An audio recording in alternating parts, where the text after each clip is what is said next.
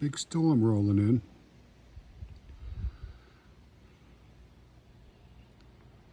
Hopefully it doesn't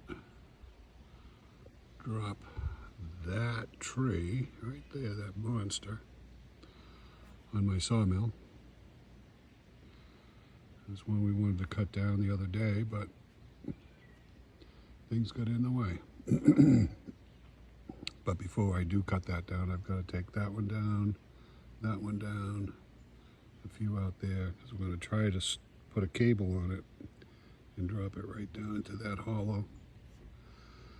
And that should take care of all the monsters facing the sawmill shed.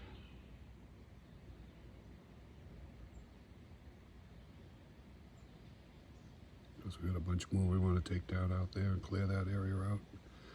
This will eventually be a solar kiln area right here. And then there'll be just air-dried areas over there, maybe a few more over here.